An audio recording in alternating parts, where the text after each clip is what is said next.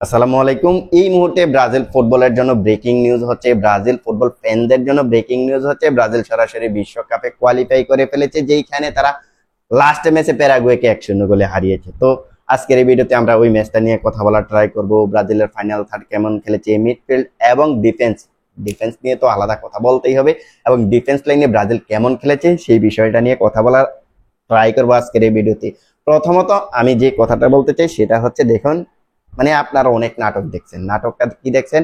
Rival যারা আছে কিংবা ব্রাজিলকে একটু অপছন্দ যারা করে তারা কিন্তু অনেক সময় ট্রল করতো ব্রাজিল বিশ্বকাপ খেলতে পারবে না, ব্রাজিল 2026 বিশ্বকাপে কোনোভাবেই খেলতে পারবে না, আর যদি খেলে এই টিমের উপর তাকাই থাকতে হবে, ওই টিমের উপর তাকাই থাকতে হবে, কেউ যদি পয়েন্ট লুজ করে তাহলে ব্রাজিল বিশ্বকাপে খেলতে পারবে, এমন ধরনের কথা আপনারা শুনতে পারে নাই না। বাট ব্রাজিল দেখিয়ে দিল যে তারা অন্যের সহযোগিতা ছাড়া, আদার্স কোন টিমটা পয়েন্ট লুজ করলো কিংবা কোন টিমটা পয়েন্ট ক্লেম করলো, এই বিষয়গুলোর দিক থেকে সরে এসে ব্রাজিল নিজেদের পারফরমেন্স দিয়ে দেখিয়ে দিল যে ব্রাজিল এখনো পর্যন্ত সরাসরি বিশ্বকাপে কোয়ালিফাই করতে পারে, যতই ব্রাজিলের বেহাল অবস্থা হোক না কেন। সো এটা হচ্ছে ব্রাজিলকে নিয়ে টুকিটাকি কয়েকটা কথা। এবার আমরা আসি মেইন পয়েন্টের দিকে। আজকের ভিডিওর মেইন পয়েন্ট হচ্ছে ব্রাজিল কেমন খেলেছে। দেখুন, প্রথমত আমি যে কথাটা বলতে চাই সেটা হচ্ছে, গত ম্যাচটাতে ব্রাজিল ডিফেন্সিভলি যেভাবে খেলেছে, সেই ডিফেন্সিভলি শিল্ড থেকে এবারের ডিফেন্স লাইনটা, অর্থাৎ গত ম্যাচের চাইতেও কিন্তু এই ম্যাচের ডিফেন্স লাইনটা আমার কাছে আরো বেশি ভালো লেগেছে। হ্যাঁ, গত ম্যাচটাতে আলেক্সান্দ্রো রিবেরো, তারপর এই জায়গায় মার্কিনুস, ভ্যান্ডারসন, ওরা যেভাবে ডিফেন্স করছে, এটার জন্য কিন্তু গত ম্যাচটাতে আমি ওদেরকে আলাদাভাবে ক্রেডিট দিয়েছি, বাট ওই ম্যাচটাতে এই ম্যাচটাতেও তাদের ক্রেডিটটা আরো বেশি প্রাপ্য।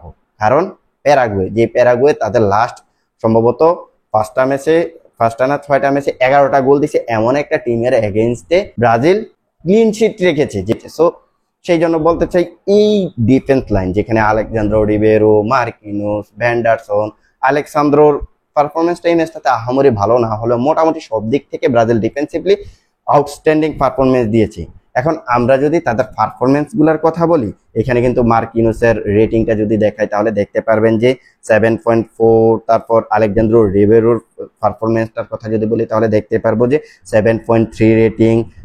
ভ্যান্ডারসন অফেন্সিভলি বা প্লাস ডিফেন্সিভলি জাস্ট আগুন লাগিয়ে দিয়েছে, সেও কিন্তু 8.0 রেটিং ক্লেম করেছে, অর্থাৎ 8 রেটিং তিনি ক্লেম করেছে। এখন আমরা যদি মিডফিল্ডার কথা বলি তাহলে একটা কথা বারবার আমি এই জায়গাটাতে বলি, ক্যাসিমিরো এবং বুনো গুইমারেস যেদিন তাদের নিজেদের সেরা ফর্মে থাকবে ওই দিন ব্রাজিলকে ডিফেন্স এবং মিডফিল্ডে নিয়ে চিন্তা করতে হবে না। এখন আপনি যদি মিডফিল্ডার কথা বলেন তাহলে দেখতে পারবেন যে ব্রাজিল প্রথাগত দুইটা মিডফিল্ডার নিয়ে খেলেছে, যেখানে বুনো গুইমারেস এবং ক্যাসিমিরো ডাবল বিবোর্ড হিসেবে খেলেছেন। সো বুনো গুইমারেস এবং ক্যাসিমিরো যখন ডাবল বিবোর্ড হিসেবে খেলবে তখন ডিফেন্সিভলি যেই পরিমাণ ব্রাজিল সার্ভিস পাবে, অফেন্সিভলি হয়তো কিছুটা কম পাবে, বাট ডিফেন্সিভলি যেই লেভেলের সার্ভিসটা ব্রাজিলের পাওয়ার কথা ক্যাসিমিরো এবং বুনো গুইমারেসকে দিয়ে, সেই সার্ভিসটাই কিন্তু ব্রাজিল পেয়েছে, যেখানে ক্যাসিমিরোর রেটিংটা হচ্ছে 7.4 এবং বুনো গুইমারেস পুরো ম্যাচটাতে আগুন লাগাই দিয়েছে, সে কিন্তু 8.2 রেটিং ক্লেম করেছে। দেখুন, তার কোনো গোল নাই, তার কোনো অ্যাসিস্ট নাই, বাট তার মিডফিল্ডের যে পারফরমেন্সটা, এই পারফরমেন্স দিয়েই কিন্তু সে 8.2 রেটিং ক্লেম করেছে। এখন তার একটু ইনসাইডের যে পারফরমেন্সটা, এটা একটা আপনাদেরকে বলি।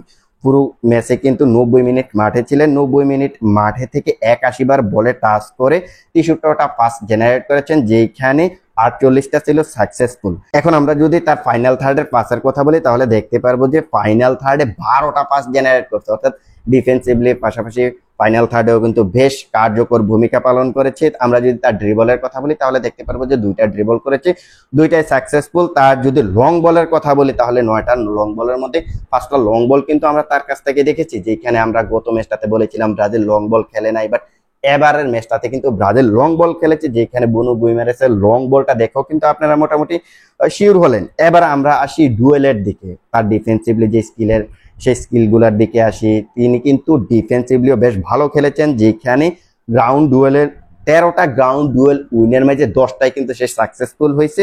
এরিয়াল ডুয়েলের মধ্যে 3টার মধ্যে 2টাই কিন্তু এরিয়াল ডুয়েল উইন হয়েছে, এবং ওয়াজ ফাউল, অর্থাৎ তিনি কিন্তু 4বার ফাউলের শিকার হয়েছে, তারপর 3টা ফাউল করছে। সো এটা হচ্ছে বুনো গুইমারেসের পারফরমেন্স। এবার আমরা আসি ফাইনাল থার্ডের দিকে। ক্যাসিমিরোর কথা আর কি বলবো, ক্যাসিমিরো মিডফিল্ডে ক্যাসিমিরো কিন্তু দারুণ ছন্দে ছিলেন, 99 বার বলে টাচ করছেন।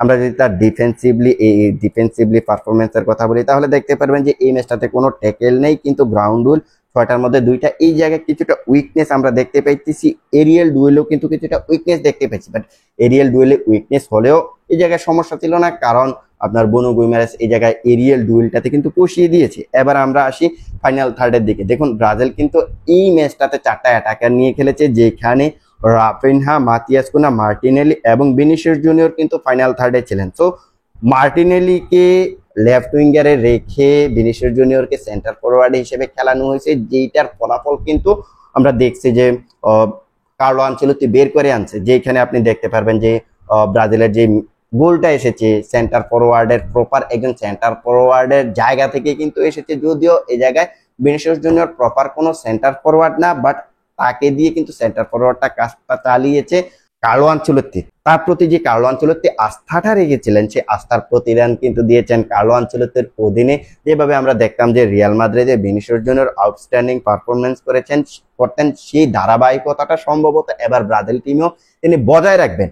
এখন আমরা যদি গোলটার কথা বলি, যে গোলটা এসেছিল ম্যাচের 44 মিনিট, ওই গোলটার কথা যদি বলি তাহলে দেখতে পারবো যে রাফিনহা আপনার রাইট সাইড দিয়ে বেশ কয়েকটা ট্রান করেছিলেন। ট্রান করার পরে বলটা যখন হারিয়ে ফেলেছিলেন তখন কিন্তু মাতিয়াস কুনা বুঝতে পেরেছিলেন যে রাফিনহা বলটা রাখতে পারবে না। তখন কিন্তু তিনি অ্যাটাকিং মিডফিল্ডার কিংবা ফলস লাইন থেকে যেভাবে দৌড়ে এসে বলটা নিজের দখলে এনে ভিনিসিয়াস জুনিয়রকে বলটা বাড়িয়েছে। এটার জন্য আপনি রাফিনাকে যতটা ক্রেডিট দিবেন, ভিনিসিয়াস জুনিয়রকে যতটা ক্রেডিট দিবেন, তার চাইতে সবচাইতে বেশি ক্রেডিট আপনাকে এই জায়গায় দিতে হবে মাতিয়াস কুনাকে, কারণ তিনি কিন্তু ওই জিনিসটা পিক করতে পেরেছেন যে রাফিনা বলটা রাখতে পারবেন না। তিনি দৌড়ে নিচে থেকে ডিপ থেকে এসে বলটা ক্যারি করে ভিনিসিয়াস জুনিয়রকে দিয়েছে, ভিনিসিয়াস জুনিয়র গোল করেছে। সো এই সিনারিটা দেখার পরে আপনি বলতে বাধ্য হবেন যে এই গোলটার ক্ষেত্রে ভিনিসিয়াস জুনিয়র এবং রাফিনার যতটা ভূমিকা রয়েছে তার চাইতে বড় ভূমিকা হচ্ছে মাতিয়াস কুনহার। এটা হচ্ছে গোলের মোটামুটি সিনারি, আপনারা হাইলাইটস দেখলে বুঝতে পারবেন। এখন আমরা যদি মার্টিনেলের কথা বলি তাহলে এই ম্যাচটাতে আহামরি যে ভালো খেলেছে সেটা বলতে পারবেন না, বাট সব দিক থেকে চিন্তা করলে তিনিও তার জায়গা থেকে বেস্টটাই দিয়েছেন। এইটাই কিন্তু হচ্ছে ব্রাজিলের প্যারাগুয়ের বিপক্ষে ডিফেন্সিভলি, মিডফিল্ড এবং অফেন্সিভলি পারফরমেন্স, যেখানে আপনারা ব্রাজিলের স্বরূপে দেখতে পেয়েছেন। যদিও আগের মতো হয়তো বা এতটা অ্যাটাক করে খেলে নাই, লাস্টের দিকে এসে ভাই যেভাবে ব্রাজিল আবারও প্যারাগুয়েকে চেপে ধরছিল, যেভাবে প্যারাগুয়েকে মানে আরো একটা গোল দিতে মরিয়া হয়ে উঠেছিল, আমার কাছে মনে হয়েছিল যে ব্রাজিল আরো একটা গোল দিয়ে দিবে। বাট ডিফেন্সিভলি এবং অফেন্সিভলি যেভাবে তারা মেনটেন করে খেলেছে, এটা দেখার পরে আপনি বলতে আবারও বাধ্য হবেন যে কার্লো আনচেলত্তির অধীনে ব্রাজিল তাদের নিজেদের রিদমে ফিরতেছে। ব্রাজিল সামনের যে 2টা ম্যাচ রয়েছে ওই ম্যাচগুলোতেও হয়তো ভালো কিছু করতে পারবে, ইভেন বিশ্বকাপেও ভালো কিছু করতে পারবে, যেটা আমরা এই ম্যাচটাতেও দেখতে পেয়েছি। সো এই ব্যাপারে আপনাদের মতামত কি? ব্রাজিলের এই ম্যাচের পারফরমেন্সটা দেখে আপনার কাছে কি মনে হলো? ব্রাজিল কি 2026 বিশ্বকাপে ভালো করতে পারবে কি পারবে না, সেটা আপনারা কমেন্ট সেকশনে জানিয়ে দিতে পারেন। তো আজকের ভিডিওটা এখানে শেষ করবো। যাওয়ার আগে বলতে চাই, আপনি যদি ফুটবল রিলেটেড এমন এমন ভিডিও দেখতে চান তাহলে চ্যানেলটা সাবস্ক্রাইব করে রাখতে পারেন, সেই সাথে ফেসবুক থেকে দেখে থাকলে ফলো করে দিতে পারেন। আর সর্বশেষ আরো একটা কথা বলতে চাই, যারা বলেছিল ব্রাজিল 2026 বিশ্বকাপে কোয়ালিফাই করতে পারবে না, তাদের নিয়ে 2 লাইন লিখে